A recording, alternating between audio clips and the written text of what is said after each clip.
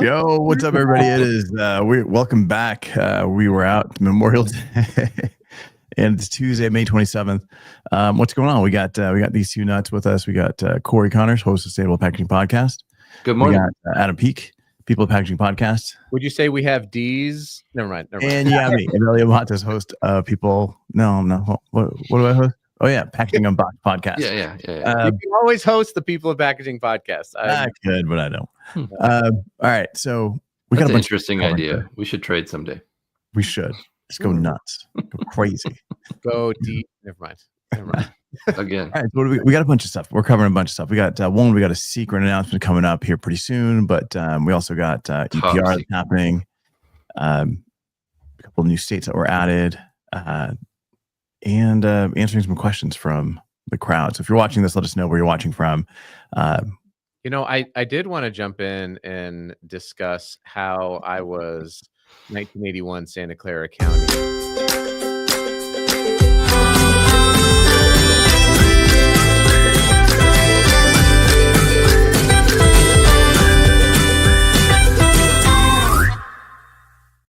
That judge said I was only 98% beautiful. I was like 100% healthy. I'm a baby. How do you know I'm only 98%? You won. And I got second place in that baby pageant. Anyways, probably the mustache. Yeah, exactly. All right, man. So quick question. Corey, how many states have EPR laws in place today? 7 right now. Yeah. Today. What are those states? We've got California, Oregon, Washington, the whole West Coast. We've got Colorado, Minnesota, Maine, New Jersey. Okay. What about New York? Do we miss New York? California? It's saying it doesn't say that yet. California, I said. Yep. Maine, okay. Oregon, New Jersey. I've also got Maryland, Illinois, and Tennessee have introduced or are in process. Yes. Right. I think there's 15 total that including the current and the potential, the in process ones. It's all relative. Why? This is nuts to me. Is that like EPR it's huge, and if you go to Sustainable Packaging Coalition, it is not up to date. It is not even close. Constantly changing, and even the California law was delayed and changed and is still delayed. And I spoke to somebody that was on the board of that, and they said, well, we're working on it. And it's a big deal. This changes everything for packaging. Yeah. So if I go to Source Intelligence, it gives me California, Colorado, Maine, Oregon, New Jersey, Minnesota, and Washington. Which, like you said, Adam, New Jersey was missing. Corey's list. And then if I go to the news, there's Maryland. New Jersey has a recycled content law. Actually, and we should mention Canada too. They have several of their that's states. not a state yet. Well, yeah. All right. Working on it, right? Right, Richard. And we got Chris coming in from Colorado, Richard coming in from Toronto. Yeah, I don't know. So like, if your state is enacting EPR laws, like what does that do for packaging? What does that do for you, Corey? Well, it makes certain packaging a lot more expensive to use, because on the back end of that process, there will be fees associated with that. These fees will be used to develop more infrastructure for recycling. At least that's the idea. These fees are nuts as well. That's true. We got our buddy Fred Richards coming in from Chicago. Fred. Hey. All right. So give me an example. What's going to cost more? What kind of packaging is going to cost more? Is it because of tariffs? Yes. No. No. Everything's for tariffs, right? No. For example, styrofoam or polystyrene for those in the industry will be a lot more expensive to use. In many cases, it'll be actually against the law to use. In most situations because it's very difficult to recycle currently. So it's going to be very costly to use that and import with items or use in any way, shape, or form styrofoam. Okay, so depending on the material that you're using on your packaging, it's how much it's going to cost you. And there's materials that you won't be able to use, so you've got to replace it with something else. It'll probably cost you more, right? Because anything you're replacing it with is probably going to cost you more than the material you're replacing. And then, like, where's this money going? It's supposed to go to the municipalities to develop and institute more recycling infrastructure. In Oregon, we're going to streamline our recycling system curbside and make everybody the same. So every municipality will have the same collection system. You will be able to recycle these items in every city in the whole state. And that, I think that will eliminate, hopefully, the confusion that we have now, where I live outside of Portland, so I can't recycle my compostable foods. That's not possible where I live. They don't collect it. So I'm on my own for that. But in the future, they will take it because of this law. Yeah. Where did this very important new feature come from, where we can just see the chat in the bottom right-hand corner of the screen? That's fun. Yeah, that's actually from EPR. That actually it caused that. Finance. Yeah, it was finance. This is actually helping the producer of the show eliminate their responsibility. Yeah, you've heard of Producer Responsibility Organization. That's right. That's what that is. It's helping Charlie. That's pretty fun. AI for sure.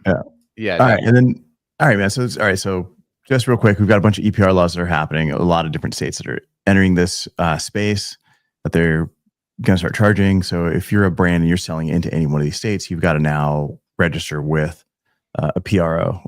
What's a PRO, Adam? It is a producer responsibility organization. So far, I believe the Circular Action Alliance, or CAA, is the PRO of the EPR of the USA. I think I kind of nailed that. So this Circular Action Alliance is is this correct, Corey, that they're still the only producer responsibility organization that's been selected by states in the USA? In the US. In Europe, there's like 14. They think there's 18 in England alone. I don't even care. But they each handle a different material, and so that becomes incredibly confusing. Whereas the Circular Action Alliance has stepped up to develop a program that works for the whole system. Yeah, it's interesting. Hey, what's up, Andrew? Hey, Andrew. And LinkedIn user. Good morning. Yeah, I did find out something because, as you guys know, I've been saying this forever, that labels are not packaging, despite what Avelio. Good point. But I did ask if label liner. So if you're not familiar with a label, most of the waste, like stickers. It's like a sticker, yeah. So the backing of a sticker is called liner in the label industry. So you put those on your skateboard? Yeah. Or billions of them onto plastic and glass. So the liner is actually a big part of the material costs and the waste, and that liner is not associated with any EPR laws, which I think is understandably, but also a bit of a miss, because I agree. Waste. There's a big push right now for liner recycling. It's either paper or a plastic material. We can recycle it. We could use the money for the infrastructure. And EPR was just like, no, we don't really consider labels to be packaging. And I was like, Avelio wrote this law, didn't he? Bam. Winner, chicken dinner. Avelio was right.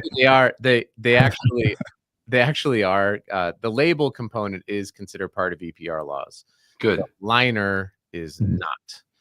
And I think that does make sense. It should be included. They consider it part of production waste, not part of the actual package. And it's because of the silicone coating, right? That they're difficult to recycle.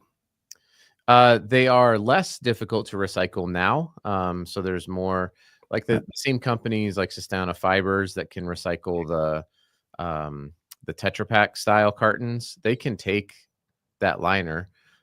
We just have to be able to collect enough of it to recycle it. So anyway, Right. Yeah, and actually, one of our listeners has sells equipment that collects the liner as it's being applied in large volume, compacts it so that you can now just have like one. Who does this? You've got to announce yourself. They've got to reveal themselves. But it collects the liner, it compacts it into like basically bricks so that they can then be recycled as a whole versus like trying to do different ways.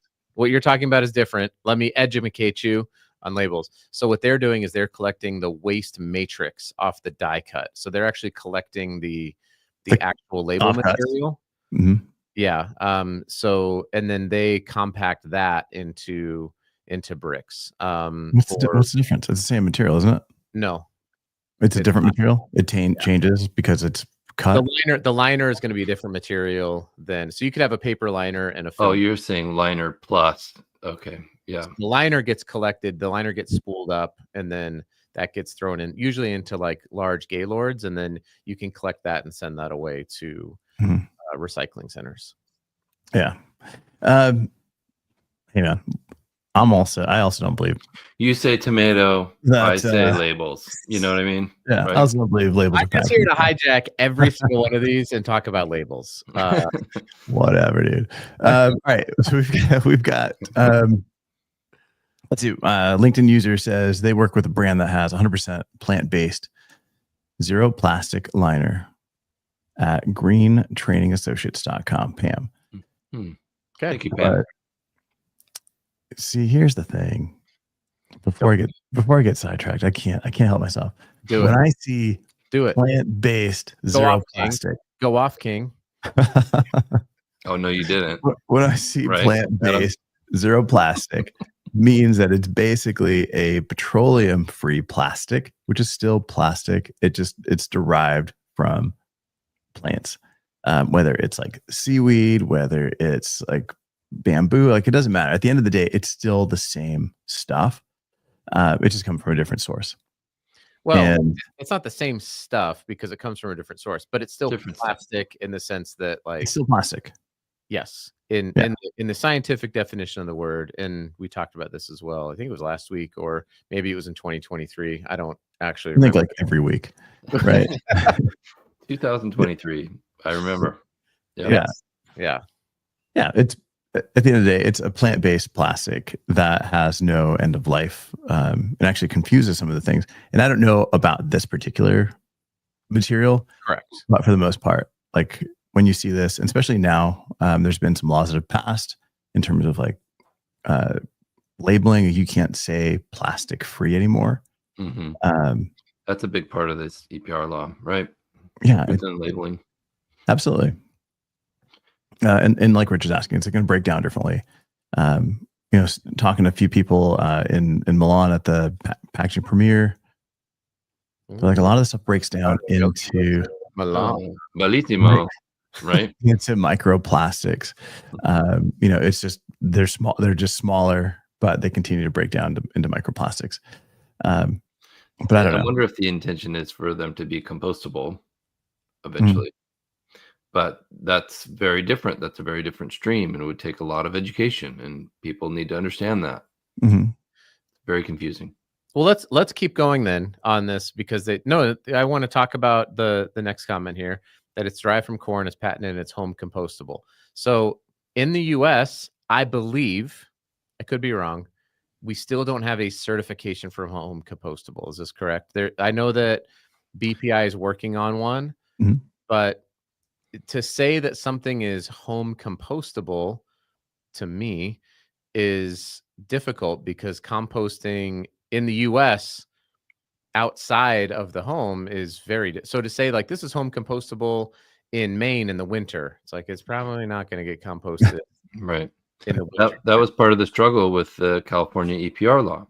Right. They said, well, home compostable is acceptable, but still nothing has been proven or accepted as home compostable. And I think that's the issue right now. We need to define that. We need to approve it. We need to test it, make sure it works, and then educate people about it. Yeah. Yeah. I was talking to someone in where was I? Probably Milan. Oh, no, I was in New York, and I was talking to someone, and they're explaining how in their building, like I grew up in Queens, and like we had one chute where you open the chute in the apartment building, and you throw your trash in there. All trash goes in that same chute, and they're like, no, we've got multiple chutes now, and they can they're composting, and they're composting in their basement, which was crazy. So like they've got collection in the basement, it gets started, and it gets collected and then taken out. But it's all organic. They're like no packaging can go in there. That's so great. that was pretty interesting. Speaking of Queens, do you think that Ryan Fox should make a parody rap album all about corrugated called Run BMC? Or the answer is yes. So. Okay, I think so. We got Stephanie Burrows asking. She decided to make all of her packaging recyclable instead. I used to include compostable materials, but it's not straightforward. And it confuses my customers. This will always be on topic on this show. This is the right place to ask that question. Yeah, she's right. It is confusing. People don't understand it. Even if they did, do they have the resources available to compost at home? The answer is most likely not yet, and they're working on it. Yeah. And so as a brand, TBD. Going from compostable packaging to recyclable, is that a better solution today? I think so. It's more likely going to be circular, I think, is the answer to that. Yeah. And we've had Jeremy from was it Veteran Compost, where he's brilliant. Yeah, and he's doing a great job. They don't want to accept packaging, right? Because they don't know what it is. Even if there's a little label on it, they don't know if it's true. And when they're selling their compost, right? Well, they do accept the BPI ASTM D6400 certified compostable, but the problem with it for the composters is they sell organic compost, and if that's included, they'll still separate it, but that is not organic compost anymore. So it degrades the value of the compost that they can sell. That's not just from like food scraps and yard waste and stuff like that. So, which is why most composters won't accept packaging right now, right? Correct. And if it is certified, there's going to be some kind of icon on there. That means that they have to manually pull this packaging out of the pile to see if it has a certificate on it. Right. Yes, and they do, and this is the problem. Like, so World Centric is I know we have some people who watch our show from World Centric. It's got they make compostable cutlery and packaging, but they decided to not pay for the certification from BPI and instead went to a different certifying body, which was a decision that they decided to make. Yeah. But it just says biodegradable. And so I had to let them know, like, as it currently stands, a lot of composters are going to throw this in the trash. Right. Not because you are not making, or it says compostable rather than biodegradable. Not because you're not doing the right things. It's because there's a lot of bad actors who can just slap it on there from anywhere. And, I can mark anything compostable, but all I've sold you is because everything is compost or biodegradable, right? Biodegradable or compostable. And so people just throw it in their compost bin. It's infinitely compostable. That's right. We got Brian Franz saying, my wife worked at Aldi as a buyer, and for example, she noted that the packaging container for the cheese or Greek yogurt is recyclable, but the top liner wasn't. Yeah, the film liner. Very true. Yeah, and that's a challenge, right? It's like combining different materials, and we've kind of talked about that a little bit. But I think, Stephanie, going recyclable is definitely the way to go. We'd love to see your packaging. If you want to share it with us, put it in the comments. We'd love to see what you're doing. Real quick, all right, so we got the secret announcement coming up. Oh yeah, let's talk about it. What do we got going on, guys? Are we calling it a game show? Are we calling it what are we calling we're calling it a segment. Segment. I like that. Yeah, so all right, so here's the thing. We've got a new segment. We're trying to change things up a little bit here. We do the pack of the week on Fridays. We're thinking about doing the segment on Wednesdays. You let us know what makes the most sense for you when you want to join and do this. We want you to ask us questions. And if we can't answer it, you win a shirt. Boom. Boom. Who doesn't want a shirt with my Can we face be more on you specific guys? though that these are packaging related questions? Yeah, these are you got to keep it to packaging, and we're not sure exactly how you ask it. Whether you ask it in the comments at the beginning of the show, or you ask it throughout the week, and we'll pull it. But we do, and just to give all we really have is a jingle and a segment.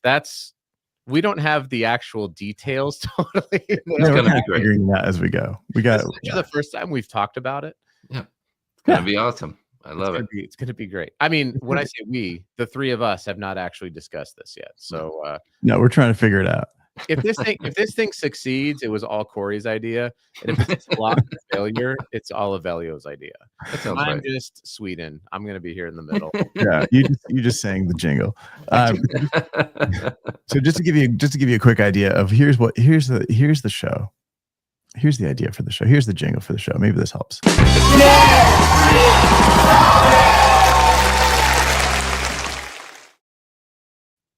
I love it. That is like a complete ripoff of like the Today or morning show with was it Kathy and Hoda, whatever that is, where they stump Kathy Lee. Oh, Kathy Lee Gifford. She's amazing. Where they stump Mark.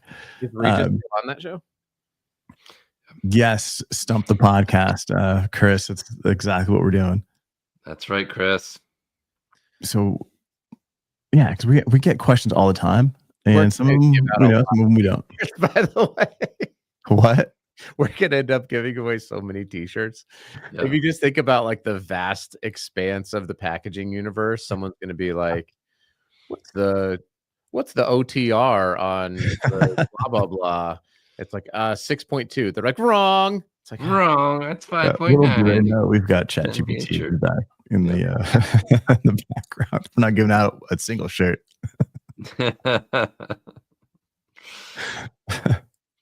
I'm excited for this. It's gonna be cool. Yeah, it should be fun. We throw a lot of jokes around. We try to have a good time. We want to make packaging fun, and packaging when I talk to people about packaging, it's like the lamest thing. They're like, "Oh, you like boxes?"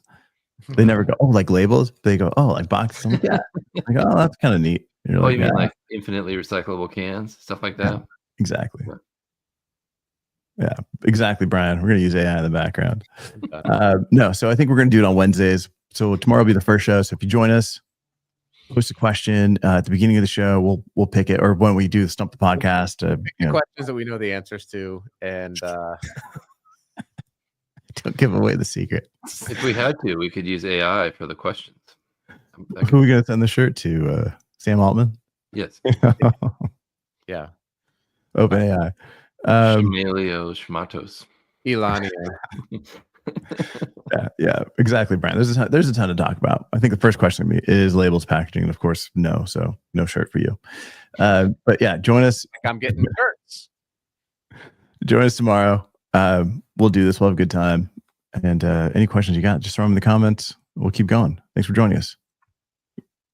Anything else? Last words? I'm waving bye.